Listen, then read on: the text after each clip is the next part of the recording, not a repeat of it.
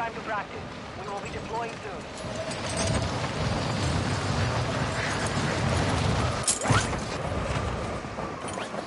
Enemy soldiers incoming.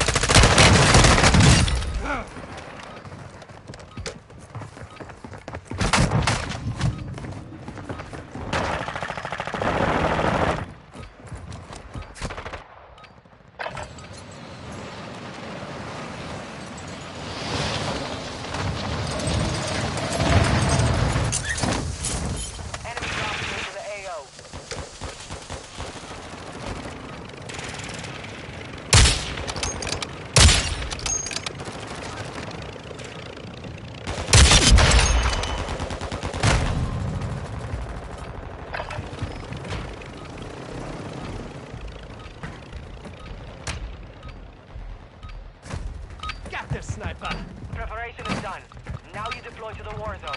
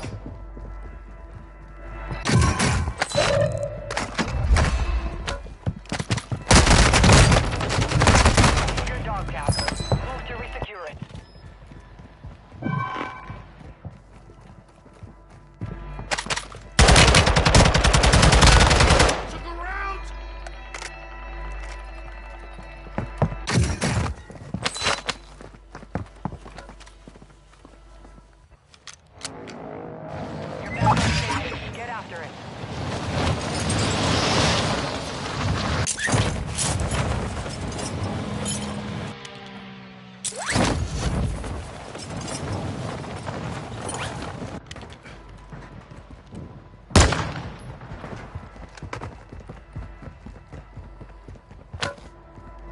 Enemy destroyed. Use your attack map to hunt down the rest of them.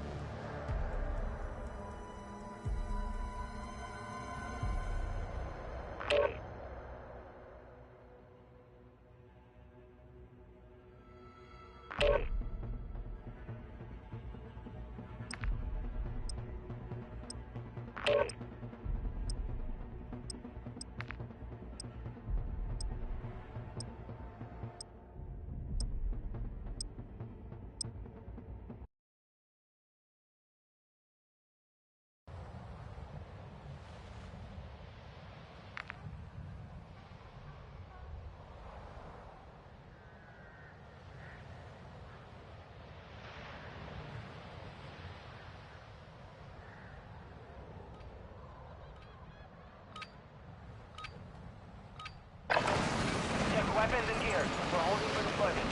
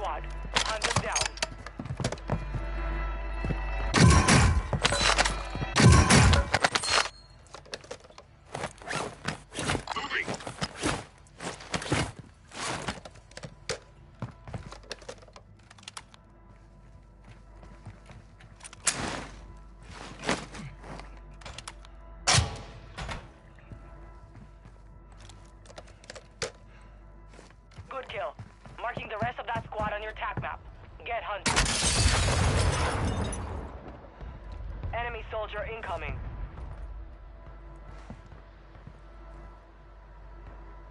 Someone sighted here. Moving to mark the target.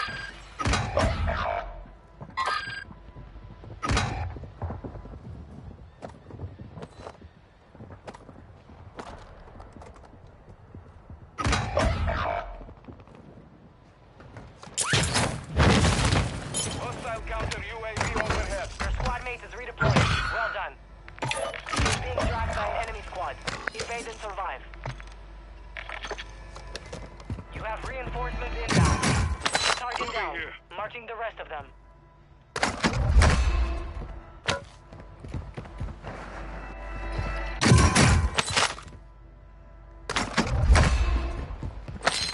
Your squad mate's back on station. Good work.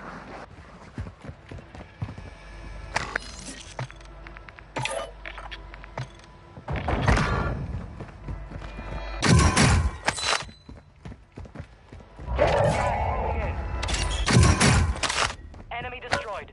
Use your attack map to hunt down the rest of them.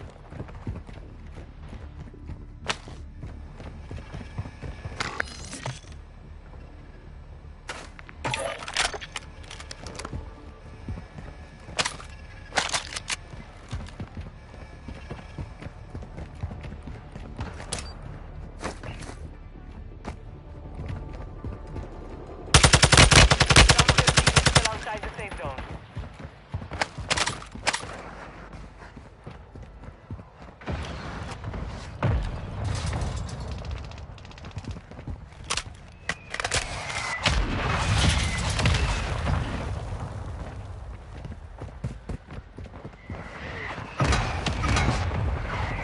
Hostile dropping.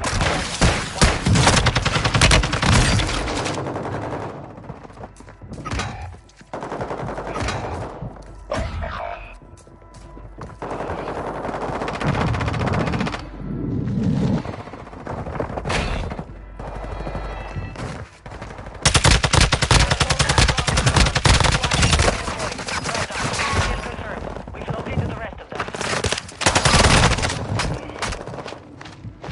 Mark your dog tag. Move to resecure it.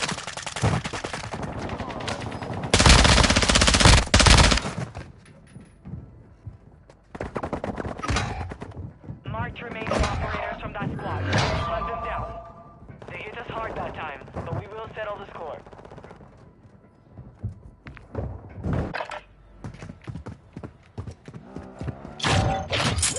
You're down one squad. We'll get you redeployed faster. Return to left your squad. We'll redeploy you faster to make up for it.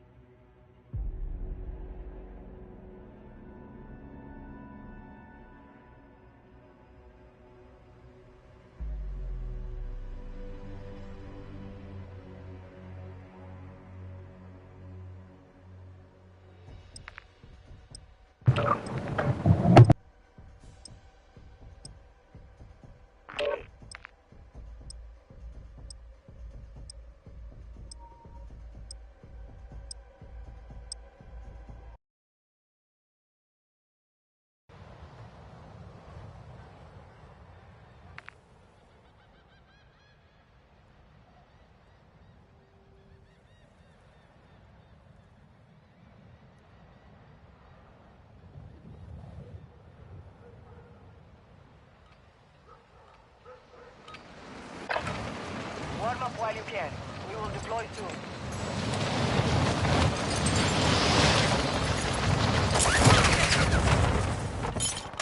Enemy dropping into the AO.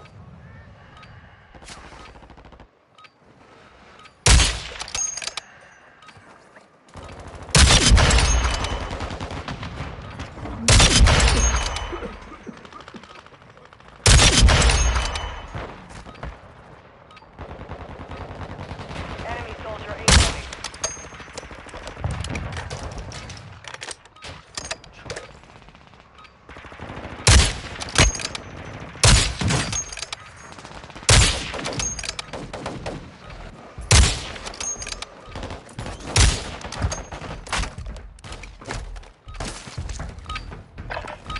Warm-up is over. Stand by for deployment to the war zone.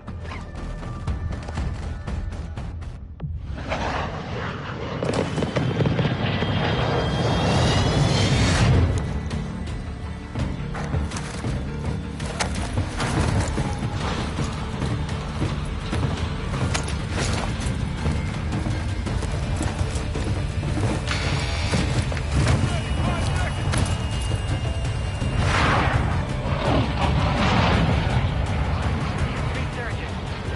Survive to redeploy fallen teammates. Kill to bring them back faster.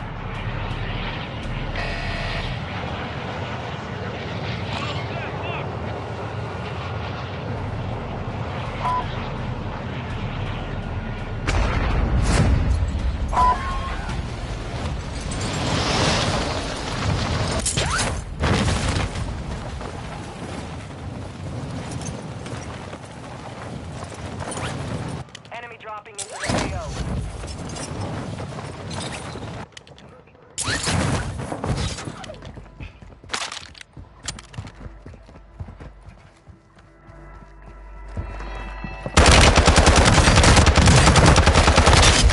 Marking the rest of that squad on your attack map. Get hunting.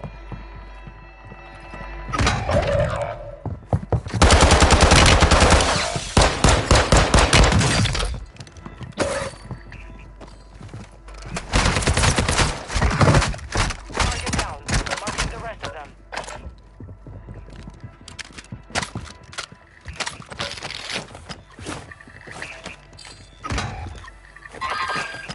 Hostile dropping into the area. Watch inside.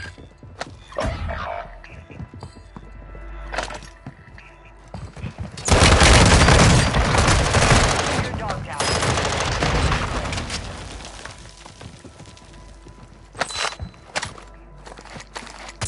We took that one, but we will be back to finish the job.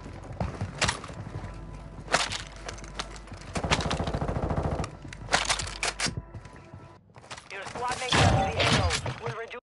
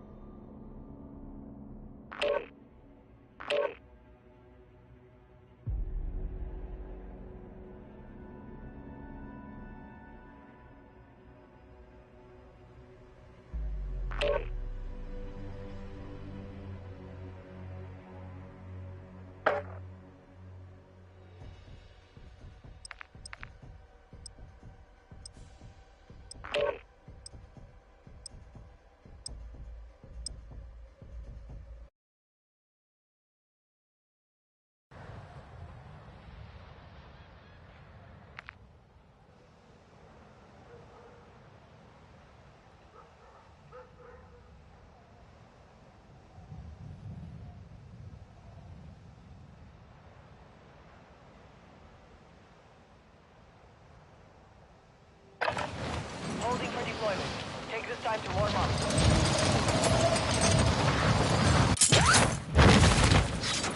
Enemy soldier incoming.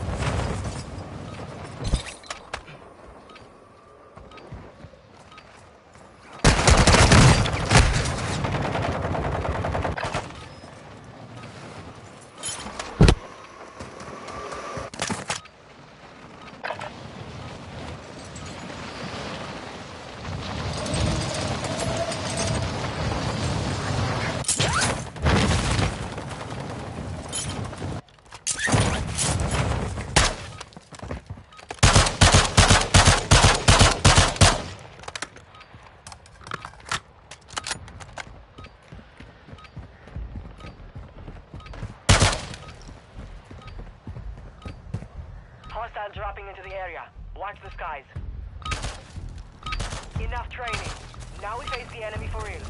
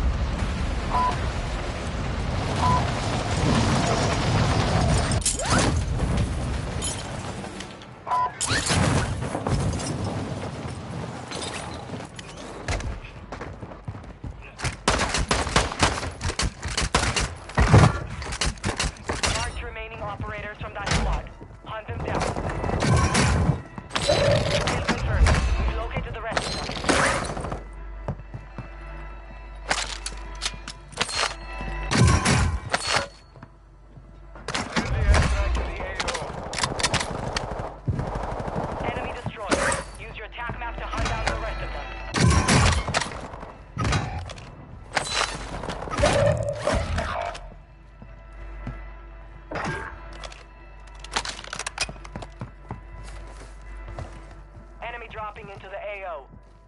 Target down, marching the rest of them. You have reinforcements inbound. Good kill. Marking the rest of that squad on your TAC map. Get hunting.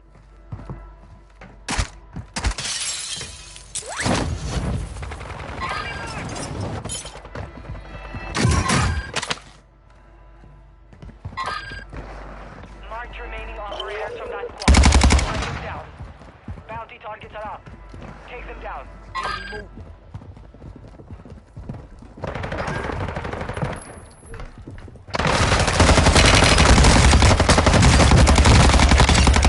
Locate to the rest of them. Enemy destroyed. Use your TAC map to hunt down the rest of them.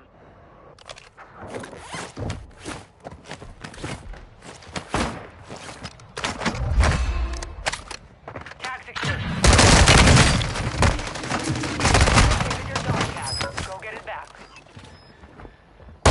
Target down. Marching the rest of them. Attention. You're redeploying.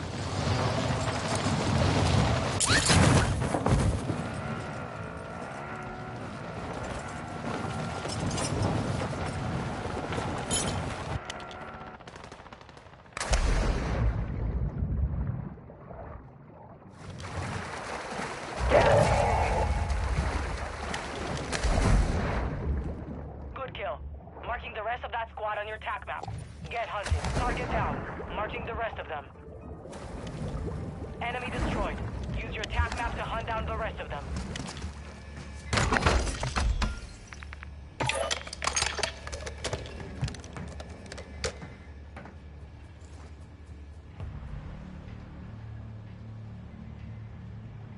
Our mortar strike is inbound.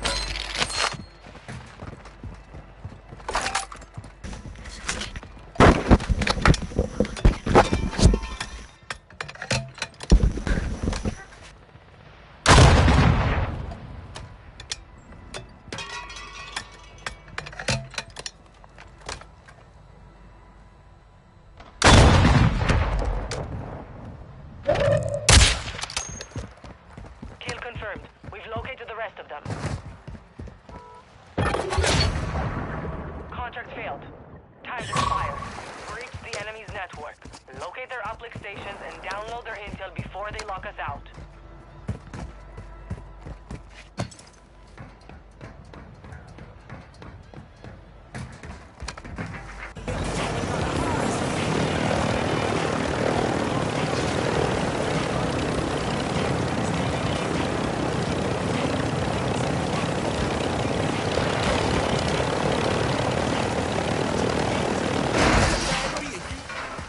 Be my friend.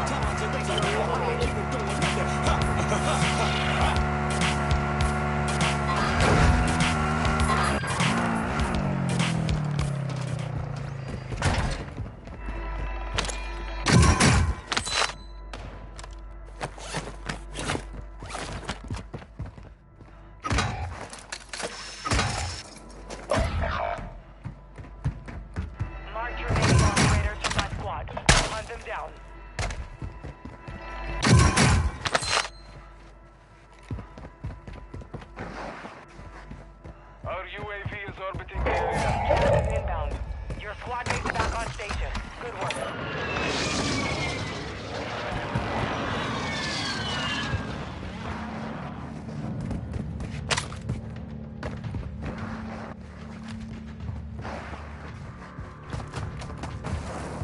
Enemy soldier incoming. Your team is in the safe zone. Phoenix 2-3 visual on the target. Striking.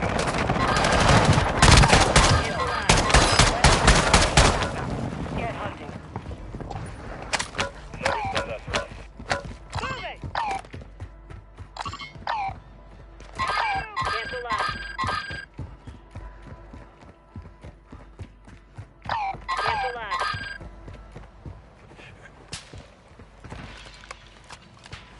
Moving here! Moving! Moving here! Target down. Stay marking the rest of them.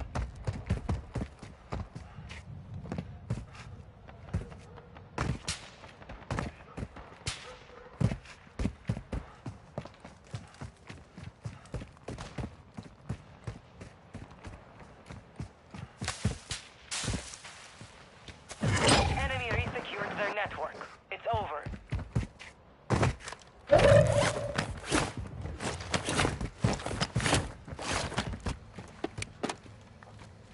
Got an armor box here. Enemy dropping into the AO.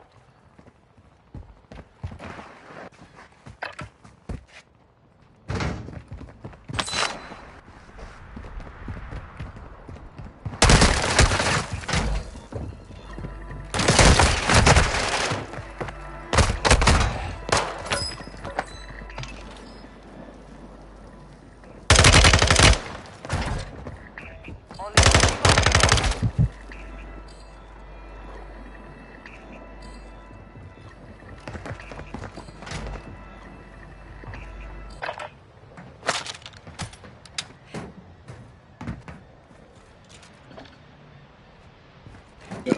claiming divine inspiration. Quit fucking camping, dog shit. about to end. Make it count. Jill, at first, might have been skeptical of this young maiden's prophetic claims, but her resolve and the fervour with which she spoke of her visions made a profound impression on me. Earned it.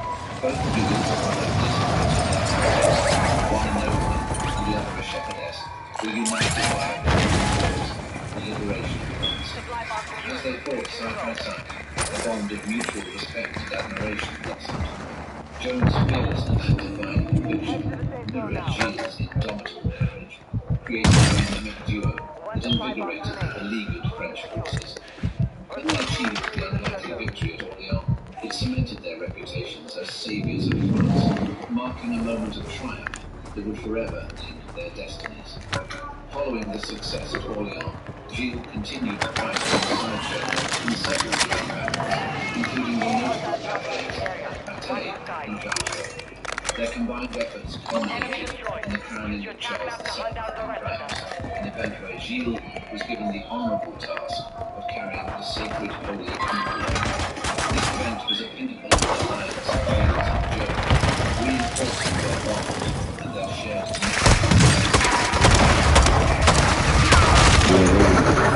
Oh, they didn't play together. Jones captured in 1430. Gilles, despite his military prowess and ability, was unable to prevent his Jones' subsequent trial. Yours can't be me. Their friendship, but also due to the loss of a symbol of hope and unity. Although there are no written records of Gilles' execution, historians suggest That's what happens, man. I ain't got a team, dude. I can play. Fucking team can't. Pure dog shit team, dude. A bunch of fucking toddlers.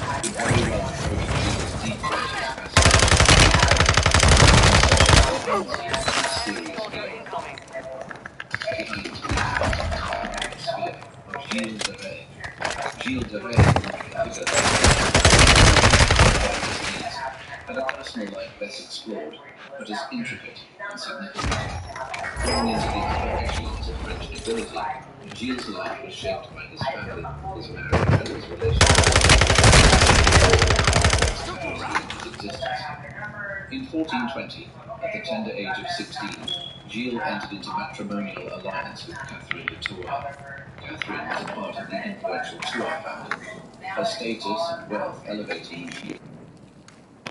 Hey, dumb shit. Buy us back, you dumb fucking retard. Cause you damn sure ain't no fucking God all-star. Fucking dipshit. Despite its business-like origins, the marriage lasted over 2 decades and resulted in the birth of a daughter, Marie. Fucking dog shit. Was, by all accounts, as complex as the man himself. There was the public facade of the wife and the noble husband, belying the tumultuous undercurrents of financial strains and Gilles' increasingly disturbing behavior. Despite his adversities, Catherine remained by Gilles' side, an emblem of steadfastness amidst the storm. While Gilles' relationship with his wife was fraught with tension, his bond with his daughter Marie was one marked by affection. Marie was the sole heir to Gilles' immense fortune, and he doted on her. Despite his controversial reputation, Gilles showed a softer side in his interactions with Marie, highlighting the multifaceted nature of his personality. Beyond his immediate family, Gilles' relationships extended to his close confidants and associates. One such individual was Prelati, an Italian cleric and an alchemist. Fascinated by the occult and a willing partner to communicate with demons, their alliance was a significant factor in Gilles' descent into the realm of occult practices, reflecting his longing for power and control beyond the tangible world. Interestingly, Gilles' relationships were also characterized by conflicts, particularly with his family members over the control of his vast inheritance. Gilles' impulsive and lavish spending habits often put him at odds with his relatives, leading to multiple legal battles and disputes. This tension, coupled with the mounting debt, formed a pressure cooker situation that would contribute to Gilles' eventual downfall. Feasts, follies, and financial ruin. The extravagance of Gilles de Rais. Gilles de Rais, once a celebrated war hero and the wealthiest man in France, developed a taste for grandeur that proved to be his Achilles' heel. His extravagant lifestyle and prodigal spending eventually drained his coffers, setting him on a path that would lead to his downfall and infamy. His penchant for luxury was legendary. As one of the richest men of his time, Gilles had access to vast resources, and he used them liberally to fund a lifestyle of unprecedented opulence. His estates were filled with rare and valuable artifacts. His parties were the talk of the town, and his personal entourage was large and well compensated. One of the most notable displays of Gilles' extravagance was the theatrical production he financed in 1436, Le Mystère du Siège d'Orléans. This production, which chronicled the events of the Siege of Orléans, where Gilles fought alongside Joan of Arc, was on a scale unheard of at the time. The cast numbered in hundreds, and Gilles spared no expense in costumes and sets, which were adorned with lavish materials. The production lasted for several days, and every performance was free for the attendees, further depleting Gilles' wealth. Aside from his lavish feasts and performances, Gilles was known for his love of fine clothes. He had a personal wardrobe filled with clothes made from expensive materials like velvet, silk, and gold brocade. His love for finery was not just confined to himself. Even his servants and soldiers were dressed in high-quality uniforms, reflecting his status and power. However, this opulence came at a steep price. Gilles' extravagant lifestyle quickly drained his vast inheritance. The cost of maintaining his estates, hosting grand feasts, funding theatrical productions, and dressing his entourage in the finest attire soon outweighed his income. The strain on his finances started showing by the early 1440s. Gilles began selling off his properties to fund his expenditures. The speed at which he was selling his lands alarmed his family and led to several legal disputes. Despite these challenges, Gilles did not curb his lavish lifestyle. His love for grandeur overpowered his sense of financial responsibility, leading to a rapid depletion of his resources. Shadows and elixirs, Gilles de Rais and the mysterious world of the occult. In the heart of the Middle Ages, when superstition and mysterious arts held sway over people's minds, Gilles de Rais, driven by desperation and a thirst for the unknown, found himself delving into the world of the occult and alchemy. This journey into the mystical realms proved to be more than just a curious exploration. It played a significant role in the unraveling of his life and reputation. With his fortune dwindling due to his extravagant lifestyle, Gilles sought ways to replenish his wealth. The occult seemed to offer a solution, enticing him with promises of endless riches and power. It was during this period, around the early 1440s, that he crossed paths with the Italian cleric Francesco Prelati, who claimed to possess knowledge of alchemy and the ability to summon demons. Under Prelati's guidance, Gilles plunged into the world of the occult, alchemical experiments, and elaborate rituals. The promise of transmuting base metals into gold seemed like a glimmer of hope amid his financial turmoil. The allure of gaining supernatural powers also appealed to Gilles, who had always been fascinated by tales of the arcane and the supernatural. In his castle at Tifoges, secret chambers were said to have been dedicated to these practices. One notable story that showcases Gilles' commitment to the occult involves an elaborate ritual called the Sanctum Regnum. This ritual, which was said to summon a demon named Baron, was carried out multiple times in the hidden corners of his castle. Gilles, desperate and on the brink of ruin, was willing to bargain his soul for a chance to restore his wealth and status. However, these dark arts proved to be Gilles' undoing rather than his salvation. As his engagement with the occult deepened, tales of his unholy practices began to spread, stirring fear and suspicion among the local populace. The association with Prelati, who was viewed with mistrust due to his background and dubious claims, further tarnished Gilles' already faltering reputation. Moreover, these practices required substantial financial support. The resources needed for the alchemical experiments and rituals further strained Gilles' coffers, leading him down an ever-darkening path. Instead of reviving his fortunes, his foray into the occult only quickened his descent into ruin. Despite the numerous rituals and experiments, Gilles' venture into alchemy yielded no gold, nor did the summoning ceremonies grant him the supernatural powers he sought. The unfulfilled promises of wealth and power only served to amplify his desperation, driving him to commit acts that would ultimately lead to his trial and execution. A terrible tale unfolds, the dark hours of Gilles de Rais. Within the veiled chapters of history rests a chilling account, punctuated by unimaginable horrors, committed by Gilles de Rais, a man whose grandeur was juxtaposed by his monstrous deeds. His infamous legacy tells of torment inflicted upon those who were unfortunate enough to cross his path, particularly young men who were the primary victims of his deranged fantasies. Gilles de Rais, the once revered Marshal of France, had his castle transformed into a nightmare's abode, a setting for the most grotesque acts one could fathom. At the height of his depravity around the 1440s, his fascination for alchemy and sorcery had grown to an extreme, and he sought to satisfy his warped desires by using the most vile means available. Notable figures such as Jean de Malfrat, the Bishop of Nantes, were privy to the heinous acts committed by Gilles. The bishop, appalled and disturbed by Gilles' activities, played a pivotal role in the eventual downfall of the aristocrat. It is believed that it was the bishop who first brought Gilles' actions to the attention of the public, starting the process that would eventually lead to his trial and execution. In the haunting chambers of his castle, young men were subjected to unthinkable punishments and acts of cruelty, twisted parodies of courtship rituals. They were lured into Gilles' web under various pretenses. Some promised apprenticeships, others offered sweets and games. Once inside the castle walls, however, they were trapped in a nightmare from which there was no awakening. Anecdotes of Gilles' brutal exploits filtered through the region, transforming his once respected image into a figure of fear and horror. These tales were so terrifying that they created a ripple effect, leading to an intensified fear of the nobility among the common folk.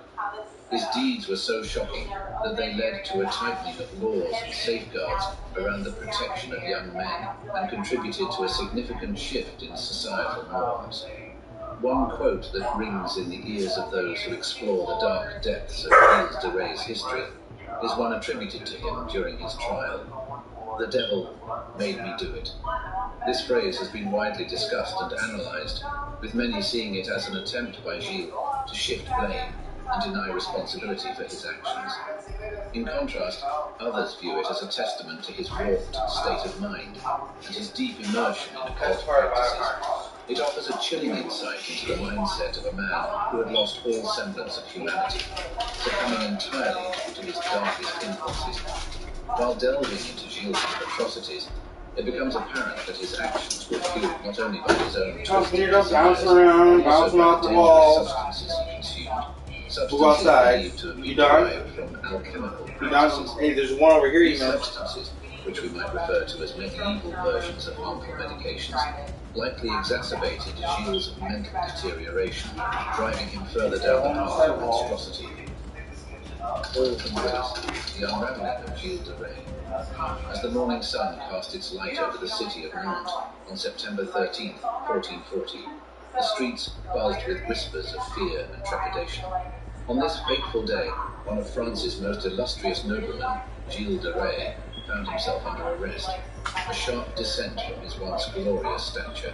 The charges brought against him were horrific, involving the mistreatment of countless young men and deeply disturbing rituals shrouded in darkness and mystery. The accusations emerged from the shadows like harbingers of a chilling storm casting a pall over the kingdom. Stories circulated of young men disappearing from local villages, the whispers tracing a nefarious path back to the opulent castle of the once revered knight. These allegations stoked the growing fear among the populace, turning the hero of France into an object of dread and scorn. Following his arrest, Gilles was taken to the Duke of Brittany's castle, Chateau de Nantes, where he would face the formidable Bishop Jean de Malfrat. The bishop, known for his unwavering commitment to justice, would preside over the trial. Gilles was confronted with a litany of charges, which included heinous acts against young men and involvement in ungodly practices. At the heart of these allegations was the assertion that Gilles had committed these vile acts as part of his devotion to dark rituals, a harrowing revelation that sent shockwaves through the court. In a dramatic turn of events, Gilles initially denied all accusations. He vehemently defended his innocence, even challenging his accusers to mortal combat, a challenge that was, of course, declined. However, as the trial progressed, the mounting evidence and testimonies were impossible to ignore. Among those who testified was his close associate, Francesco Prelati, the Italian cleric known for his knowledge of the occult. Prelati's damning confession, coupled with the testimonies of household staff and the parents of the missing boys, painted a grim picture of the atrocities committed within the castle's walls. Amidst this mounting pressure, Gilles eventually confessed to the horrific deeds. His admission, made on October 21st, 1440, was as shocking as the crimes themselves. It's worth noting, though, that the manner of his confession was under question, as Gilles might have been subject to persuasion during his detainment. The trial of Gilles de Rais, which took place over several weeks, was a spectacle that gripped the nation. The image of the once celebrated war hero standing in the dock, confronted with his horrifying crimes, was a sight that would forever be etched in the historical records of France. The dusk of dread, Gilles de Rais, and the echoes of his downfall. As the 26th of October, 1440, dawned over the city of Nantes, an ominous pall of silence cloaked the cobblestone streets. The town square was thronged with people who had gathered to witness an event of unparalleled gravity. At the heart of this spectacle stood Gilles de Rais, the once revered marshal, now a convicted felon, about to face the ultimate penalty for his egregious actions. A surge of emotion swept the crowd as Gilles, in a final act of defiance, or perhaps contrition, requested the right to attend a mass before his execution. This display of religious piety from a man accused of such monstrous deeds further amplified the air of surrealism that hung over the proceedings. Gilles de Rais' execution was a public spectacle, and the onlookers watched with a mix of dread, fascination, and relief as the flames slowly consumed him.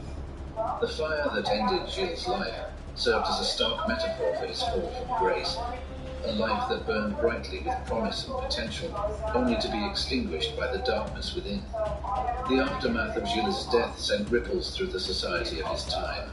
A pall of distrust and horror hung over the nobility, and their extravagant lifestyles were viewed with suspicion.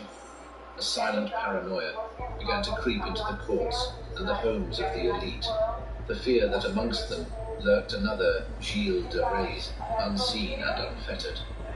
These sentiments were captured by a famous phrase of the time, Gilles de Rais is everywhere, which became an eerie reminder of the hidden monsters that society often fails to acknowledge. On a societal level, the story of Gilles de Rais shattered the aura of invincibility that the nobility had previously enjoyed. The notion that a man of such high birth and standing could fall so low served as a stark reminder of the fallibility of human nature, regardless of one's social status. Gilles' trial and execution also led to significant changes in the legal system. The nature and the magnitude of the accusations levied against him highlighted the inadequacies of the then prevailing legal procedures. This eventually paved the way for more stringent rules concerning evidence collection, witness testimonies, and trial procedures. The tragic saga of the young men caught in Gilles' dark web further underscored the importance of safeguarding the rights and welfare of the vulnerable in society. Their tragic fate brought attention to the stark social disparities of the time and the need for legal protections for the less privileged. Shadows of doubt, unraveling the enigma of Gilles de Rais. As the echoes of Gilles de Rais' shocking confession in October 1440 slowly receded into the annals of history, an enduring conundrum rose from the ashes of his execution. Had justice been served, or had one of France's most esteemed noblemen been the victim of an intricate political conspiracy? With the passing of centuries, historians and scholars have grappled with this question, delving deep into the labyrinth of facts, conjecture, and half-truths surrounding this enigmatic figure. The prevailing narrative, based on the documented proceedings of the trial, painted a damning portrait of Gilles de Rais, the heroic knight turned monstrous villain. However, an alternative theory suggests that Gilles' ostentatious lifestyle, coupled with his disregard for the prevailing norms of the noble class, had made him a thorn in the side of the politically ambitious. A name that repeatedly emerges in this context is that of Jean Fef, Duke of Brittany. Gilles had reportedly sold him vast tracts of land, straining his own finances. However, the transactions were not legal under French law, which stipulated that land could not be sold without the king's permission. In this scenario, Gilles' trial and execution could be seen as a calculated maneuver to permanently seize these lands. Furthermore, Gilles' infamous reputation as a patron of the occult and extravagant spender did not sit well with the religious and societal elites of his time. His extravagant castle parties and public theatrical performances, often involving inappropriate content, earned him the ire of many in the high ranks of society. The growing discontent against his blatant disregard for social decorum, it's been suggested, played a crucial role in his downfall. Another intriguing twist in the tale revolves around the confession Gilles made. Under the law of the time, confessions obtained under duress or through the promise of mercy were considered valid. Gilles had been promised leniency, and some argue that this assurance led him to admit to crimes he did not commit. After all, the alternative was physical torture, a fate Gilles wished to avoid. Moreover, many historians point out the lack of physical evidence and the dubious credibility of the witnesses. Among the testimonies, many were obtained under questionable circumstances, and several others were later found to be false. This lack of irrefutable proof led to further suspicion about the veracity of the charges leveled against Gilles. Lastly, it's worth mentioning the curious case of Gilles' association with alchemy. His quest for knowledge, particularly his fascination with the esoteric, may have been perceived as a threat by the Church, leading to further animosity towards him. The Church, wielding significant power during this period, might have viewed Gilles as an uncomfortable reminder of the fine line between faith and heresy. A tarnished crown, the shifting perception of French nobility in the shadow of Gilles de Rais. In the bygone days of medieval France, the nobility enjoyed a seemingly unassailable pedestal of honor and reverence. Yet, the saga of Gilles de Rais, one of the most high-ranking individuals of that time, precipitated a remarkable shift in the perception of the French nobility. This cataclysmic unraveling of a noble's dignity began with Gilles' trial and culminated in his execution in October 1440, sending tremors through the very foundations of the French aristocracy. The revelations made during Gilles' trial were shocking, to say the least. This prominent figure, a comrade of the revered Joan of Arc and a Marshal of France, was accused of unspeakable acts towards young men. This unveiled the unsettling potential of a nobleman who should have been a paragon of virtue, descending into such vile actions. The fact that Gilles was a blue-blooded nobleman only added to the sense of collective disbelief and distress. The impact of Gilles' trial was twofold. On the one hand, it unmasked the unchecked power and potential for brutality that the nobility held. On the other hand, it showcased the limits of that power, demonstrating that even the noblest of the noble could be brought to justice. This event is said to have triggered a substantial recalibration of how the French populace perceived their societal superiors. One notable change was the widespread disillusionment that swept across the kingdom. Popular sayings of the time began to reflect this sentiment. One such proverb, "Even a nobleman can lose his way," began circulating in the taverns and markets, underlining the erosion of trust in the nobility. Another, more poignant saying was, "Beware the noble's smile, for behind it may lie a Gilles de Rais." The ripples of the trial extended to the court of Charles VII as well. The king, who had previously knighted Gilles, was said to have lamented, "A man of such bravery, reduced to such disgrace." This public acknowledgement of Gilles' fall from grace by the monarch himself was a stark indicator of the sea change occurring within the echelons of power. Interestingly, Gilles' downfall also led to introspection and reform within the ranks of the nobility. Many began distancing themselves from the extravagance and debauchery that Gilles had personified, keen to distance their noble image from the tarnished reputation of their condemned peer. There was an increase in public demonstrations of piety among the nobility, an attempt to cleanse the noble image and reconnect with the common folk. The Gilles de Rais scandal also instigated legislative changes. His misuse of power and wealth to commit his atrocities led to stricter regulations around the treatment of serfs and the less fortunate. An ordinance dated 1441, a year following Gilles' execution, emphasized the protection of common folk, stating, No man, noble or otherwise, shall cause harm to those in his care. The echoes of infamy, Gilles de Rais's unsettling resonance through centuries. The footprint of Gilles de Rais, a notorious figure whose life was marked by extraordinary valor, opulence, and unparalleled monstrosity, has left a profound impression on popular culture, rippling through the fabric of our collective memory. From the grandeur of medieval French court life to his insidious fascination with alchemy, Gilles de Rais's complex persona has been immortalized in various artistic mediums, making his legacy an enduring testament to the darkest depths of human nature. While his life was tragically marred by accusations and gruesome acts, Gilles de Rais has permeated the sphere of literature as a paradoxical figure of fascination.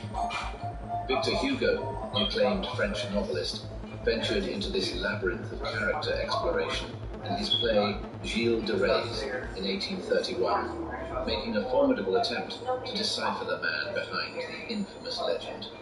The play wove a narrative around Gilles' duality, oscillating between his military valor and his monstrous deeds, casting a dark shadow over his life's legacy.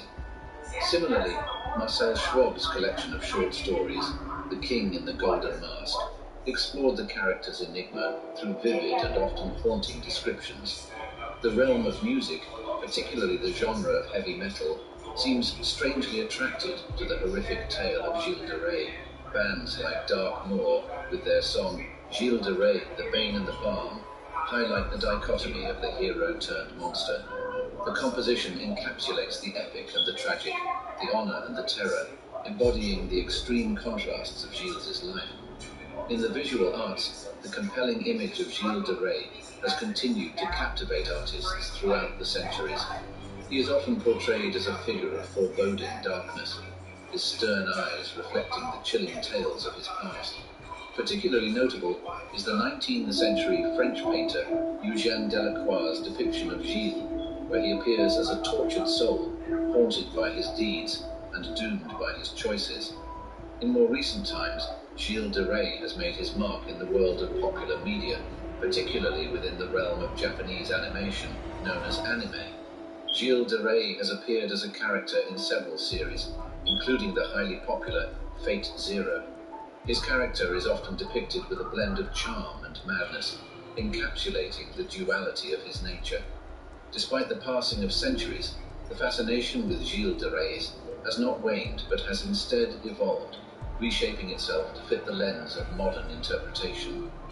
In the world of academia, Gilles' story continues to pique the interest of scholars, especially those in the field of psychology, where his life is often examined as a case study of antisocial personality disorder. The Inner Lab, a psychological venture into the mind of Gilles de Rais.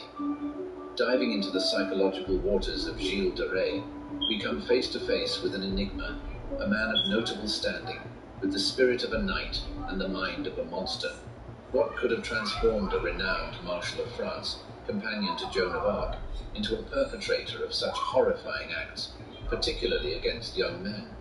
To comprehend the man, we must unravel the intricate threads of his psychological tapestry, painted with hues of power, obsession, and delusion. Born in 1405 to a life of opulence, Gilles was introduced early to the dual themes of power and violence.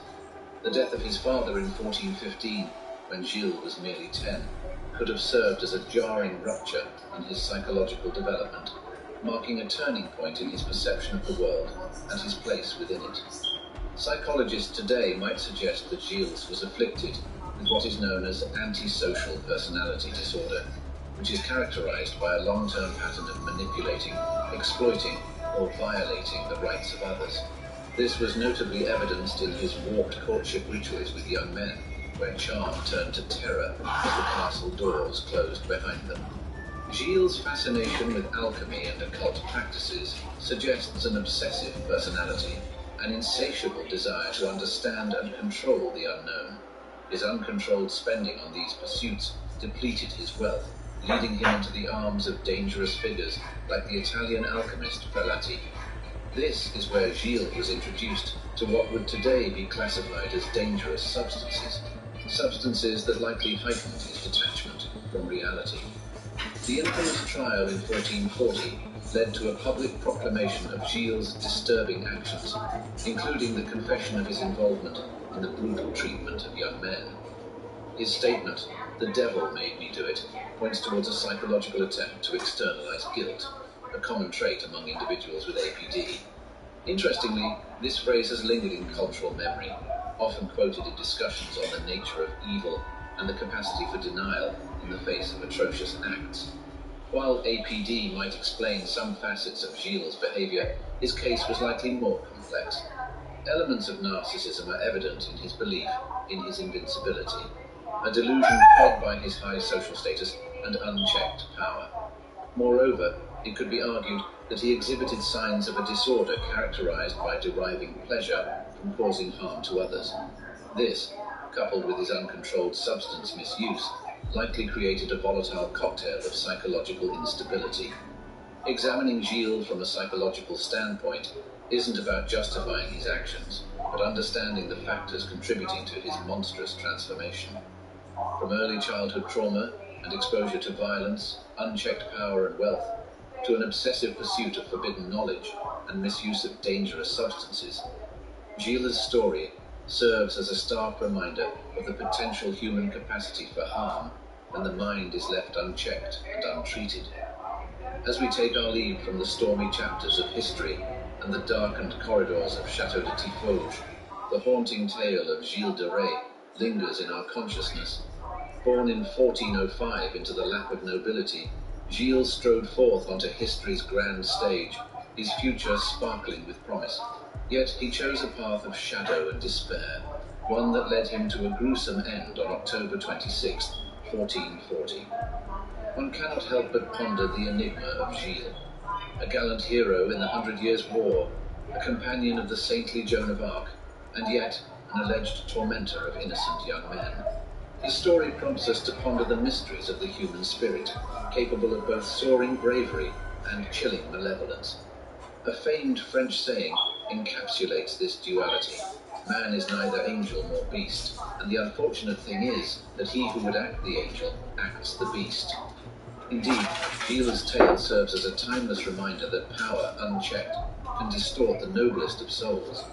As we part ways with the chilling saga of Gilles de Rais, his legend lingers as a spectre over the annals of French nobility, a stark cautionary tale of how glory can descend into infamy.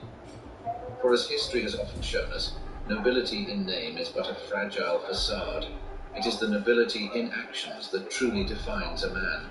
Until we meet again, may we ponder on these echoes from the past, that they might inform our steps into the future.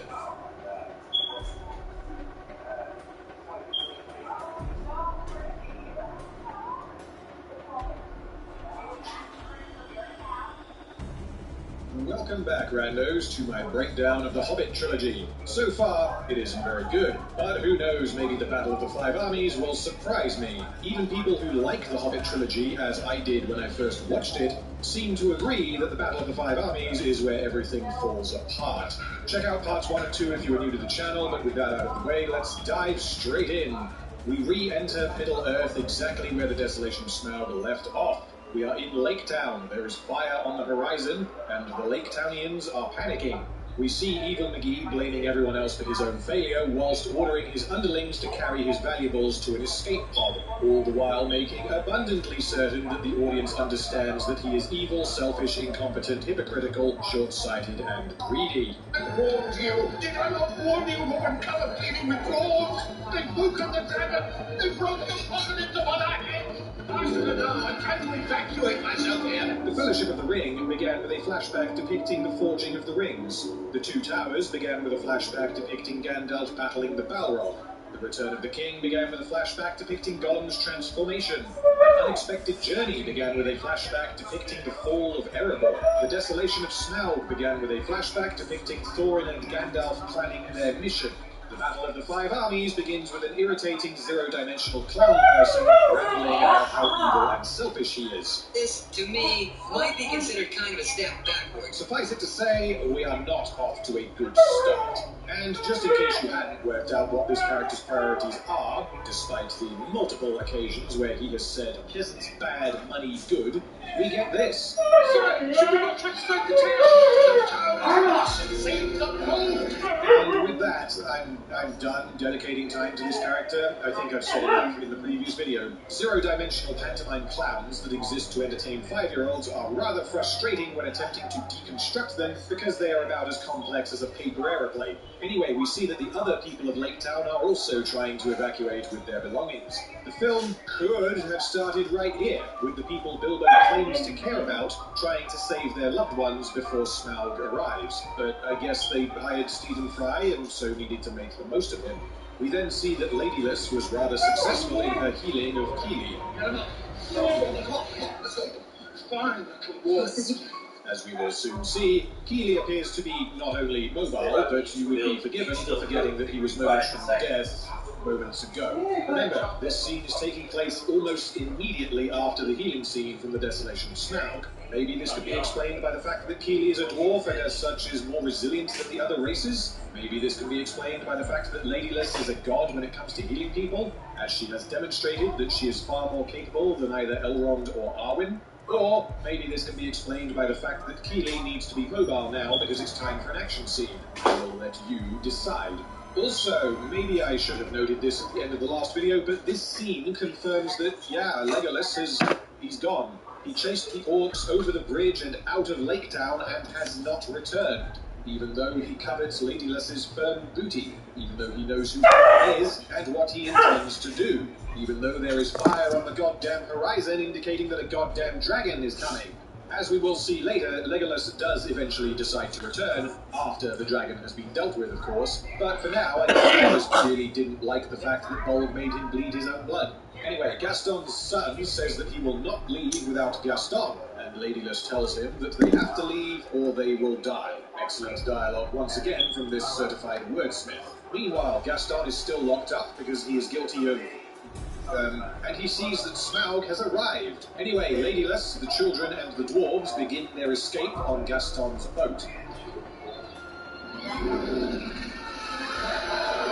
So this is the third time we have seen that Smaug is already here in Lake Town. You may be asking yourselves, why is Smaug waiting? Surely he would just annihilate everything because that's kind of what Smaug does. And I want to offer a defense. If you recall from the previous film, Smaug is extremely proud and vain and he thinks that he cannot be defeated. He is also vindictive and sadistic. His reason for being here is multifaceted. He wants to show Thorin the true meaning of revenge. He wants the people Bilbo cares about to suffer. He believes the Lake Townians are working with the dwarves and are therefore partly to blame for his humiliation at the end of the previous film. He has also been asleep for a very long time and he is likely gagging for a bit of carnage. He does not simply want to murder everything as efficiently as possible. He wants to make a show of it. He wants to terrify the living shit out of everyone, to torture them, to make sure they understand how hopeless their situation is before finally incinerating them. This will ultimately prove to be Smaug's downfall in approximately 8 minutes. Spoiler alert, I guess, but this is absolutely in character for him. So then the Burnination begins, and Smaug starts to torch Lake Town. Gaston is still locked in his cell and is still trying desperately to escape. During the mayhem, we see that Evil McGee is still in Lake Town and is trying to escape on his boat filled to the brim with gold and accompanied by, I assume, the entirety of the town guard. If only we could take one of these poor people with us, but they're hunting, weren't they? Stop it, film. Stop trying to bait me. I am stronger than this. And then this happens.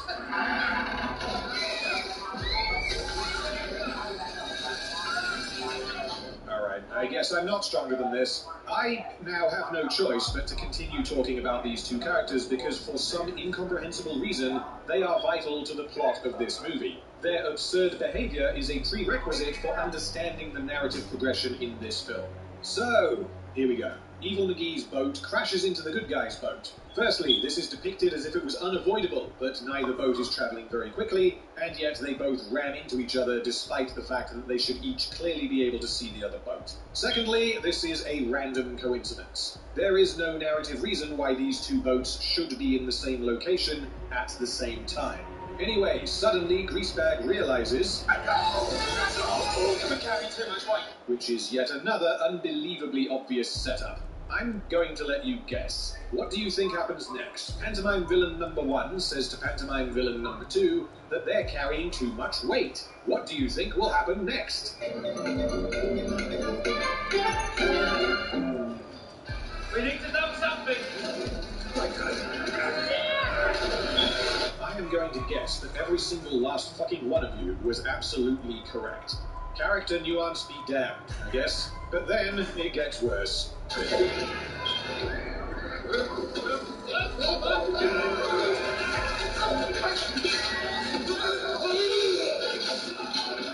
So I need to take this moment slow because there is a lot to say about it. Not only did they just so happen to bump into the main characters, but they also just so happen to be sailing right past the prison cell where Gaston is currently locked up.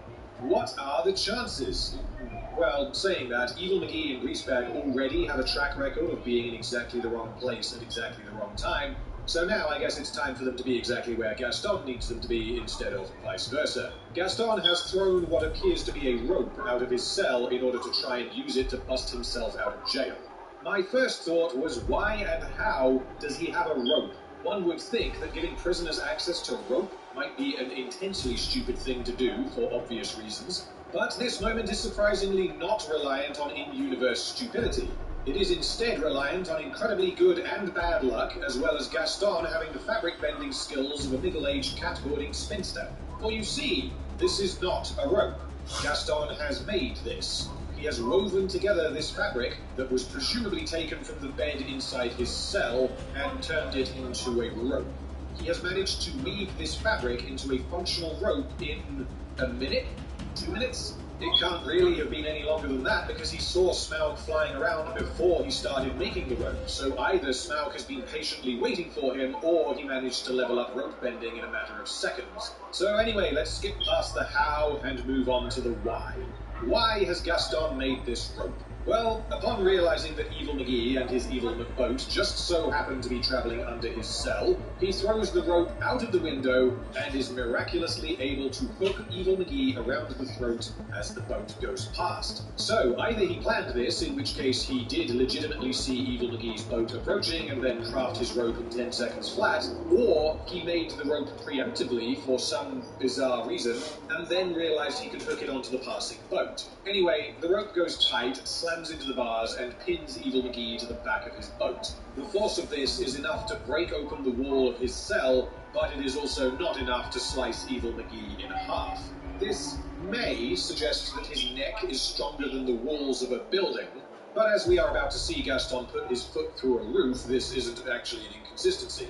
It just means that these buildings have the structural integrity of the plot of Rings of Power. Anyway, after his fantastical escape, Gaston acquires a bow from the armory and heads towards the bell tower to get a clear shot at...